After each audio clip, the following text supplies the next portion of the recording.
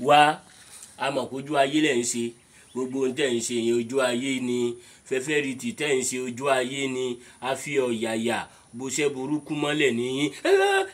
ẹbí bá gan wọn á rò pé bẹ́ẹ̀ nínú yín dáa ṣùgbọ́n ọ̀rọ̀ yín ò lè jọ àwa lójú ọ̀rọ̀ yín ò lè jọ wá lójú kò sí téèyàn lè ṣe fún irú yín náà èèyàn ò ṣe dáadáa náà ni sofa tẹ bá tiẹ̀ ti ń complain fọlọ́wọ́n ọba tó dá wa tẹ́yìn èèyàn ò ní tẹ́lọ́rùn táwa làwọ̀ èèyàn bójò bá rọ̀ ẹ sọ pé ọlọ́run o òjò yìí ti pọ̀ jù òjò yìí ń ba bísínẹ́sì jẹ́ bóòrùn bá tún mú àwọn kan tó complain pé ọlọ́run o ètò ṣe yóò dá o òòrùn yìí ti pọ̀ jù bóyá bá mú ẹ̀yin èèyàn complain meanwhile gbogbo ohun tọ́lọ́run ń ṣe dáradára ni ọlọ́run ò kì í ṣaburú àwa èèyàn là ní tẹ́lọ́rùn wo bí jà forí ara ẹ mọ́ jà fún èèyàn tó jà fún èèyàn náà kí náà fi san fún ẹ ọlọ́run ní dí àṣàṣedànù tí ẹ ò ní gbé nínú ayé àwọn èèyàn wọn ò tọ́pọ̀ dá náà ni àní ṣàṣedànù.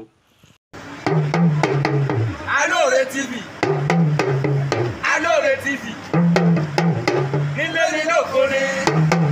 ẹ máa wò ó ètò tó kọ́ni lọ́gbọ́n ètò tó kọ́ni lóye.